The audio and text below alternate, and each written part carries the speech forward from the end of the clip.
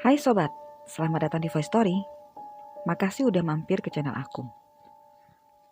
Pos Horor 1 melaporkan tentang sebuah kisah yang dialami nyata oleh seseorang dan peristiwanya berlanjut terus-menerus selama kurun waktu tertentu. Malah, seseorang yang mengalami peristiwa yang disebut sebagai parasomnia, yakni sebuah keadaan di mana seseorang memimpikan hal yang buruk yang sama berulang kali.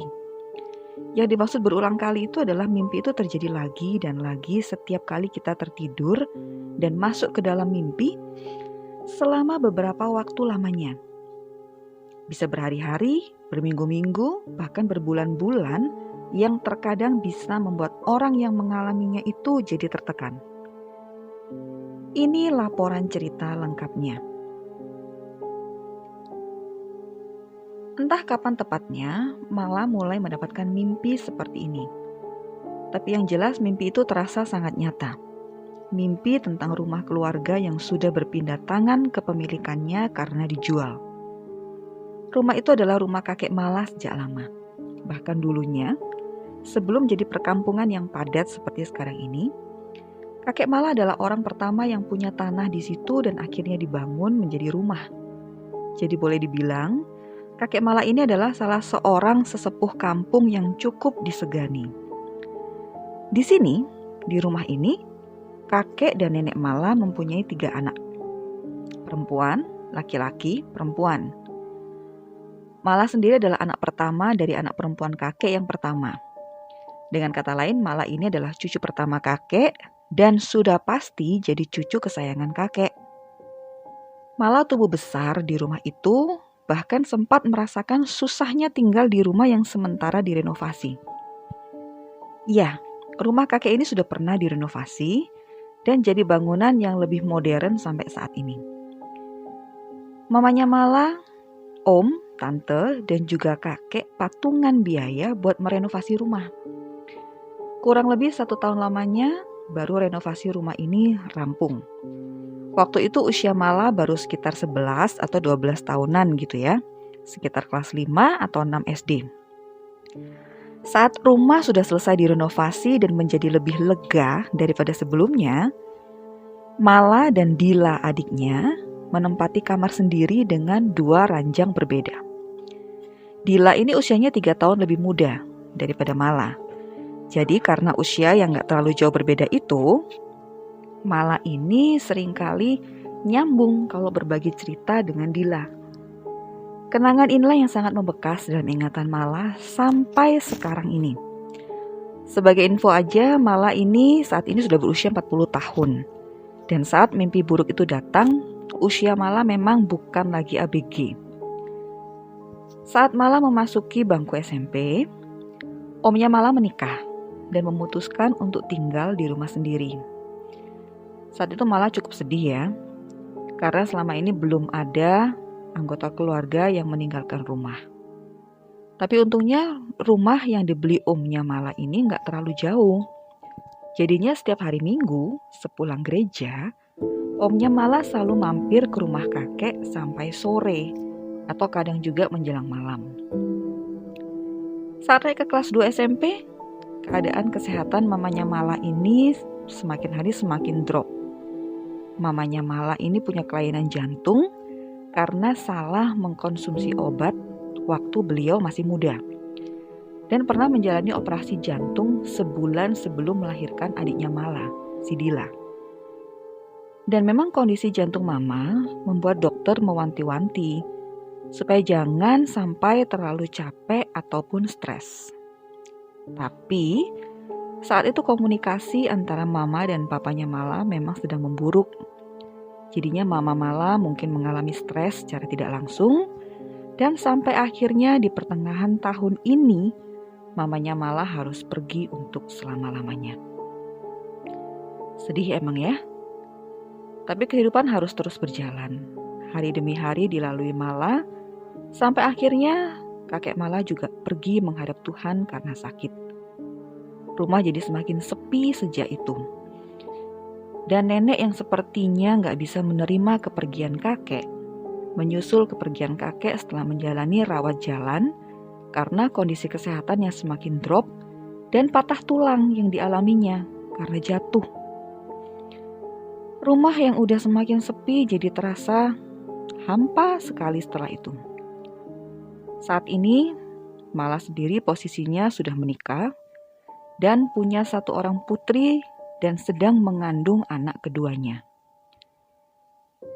Karena rumah ini adalah rumah kakek yang jatuhnya adalah rumah milik keluarga, mulai muncul gejolak-gejolak tentang warisan, terutama dari pasangan om dan tantenya Mala, di mana mereka mulai mempertanyakan bagaimana pembagiannya.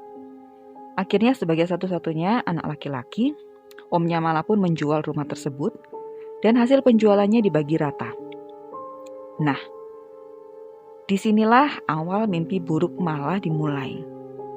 Memang tidak serta-merta mimpi itu datang. Tapi entah kenapa tiba-tiba malam itu Mala memimpikan berada di rumah kakek. Rumah itu terasa sepi seperti terakhir kali diingat Mala. Tapi semua lampu di rumah itu menyala terang benderang.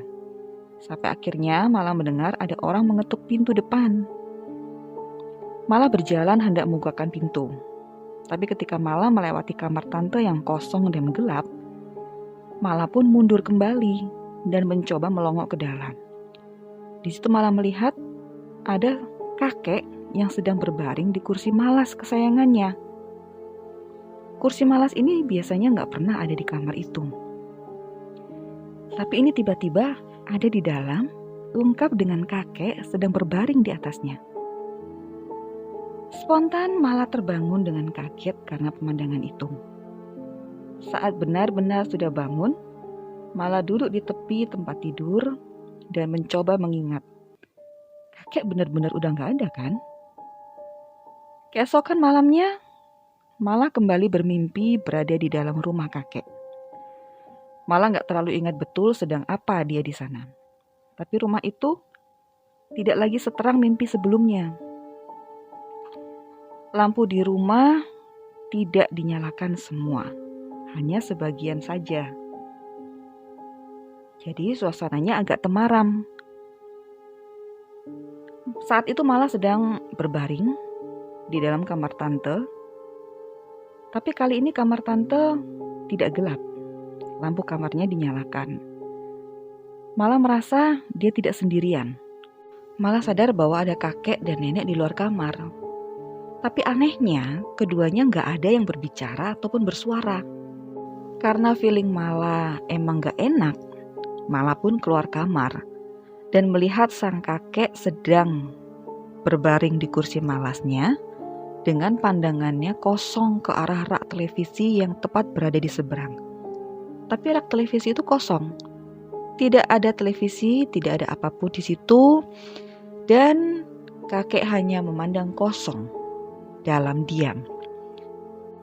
Kemudian Mala mencari di mana neneknya berada. Ternyata sang nenek ada di dalam kamar, berbaring menghadap tembok dengan posisi badan agak meringkuk dan dalam diam juga. Tiba-tiba Mala merasa sesak kembali dan berusaha untuk bangun dari tidurnya. Akhirnya ia pun berhasil bangun dan seperti sebelumnya, ia duduk di tepi ranjang dengan napas yang berat. Mimpi berada di rumah kakek bersama sang kakek dan terkadang juga bersama nenek terus-menerus datang menghantui Mala dari malam ke malam dan selalu berakhir Mala terduduk di tepi ranjang dengan nafas yang berat dan mencoba kembali mengingat bahwa kakek dan nenek sudah berpulang. Sampai suatu ketika, mimpi Mala di rumah kakek yang awalnya terang benderang berubah menjadi gelap gulita. Bahkan jadi satu-satunya rumah yang gelap sekali di kampung itu. Tapi anehnya Mala tetap bisa melihat ada sang kakek di dalam rumah itu. Terkadang, kakek sedang mondar-mandir di depan jendela. Kadang juga hanya berdiri menatap kosong ke arah luar rumah. Entah apa arti dari mimpi-mimpi yang Mala alami ini. Yang pasti, Malah nggak pernah sampai mimpi begini dengan sang bunda. Hanya dengan kakek dan neneknya saja. Terutama sang kakek yang sampai sebegini dan berkali-kali. Mungkin kakek merasa belum rela kalau rumah hasil keringatnya sudah berpindah ke pemilikan. Atau bisa juga justru malalah yang belum bisa menerima kenyataan. Kalau ternyata rumah keluarga yang menyimpan banyak kenangan itu sudah bukan lagi jadi milik keluarga besarnya. Malah cuma bisa berdoa kalau sudah begini. Karena datangnya mimpi-mimpi itu di luar kuasanya untuk menolak ataupun meminta. Mimpi mungkin bisa jadi punya makna. Tapi mungkin juga hanya sekedar bunga tidur yang gak berarti apapun ya. Yang jelas saat pos horor melaporkan kisah ini, Mala sudah gak lagi mengalami mimpi buruk. Dan sama ketika Mala gak menyadari kapan mimpi-mimpi buruk itu mulai datang, Mala juga gak menyadari kapan terakhir kali mimpi buruk itu ia alami, sampai akhirnya enggak sama sekali. Kalau kamu punya komen tentang kisah seperti Mala ini, kamu bisa tuliskan di bawah ini ya.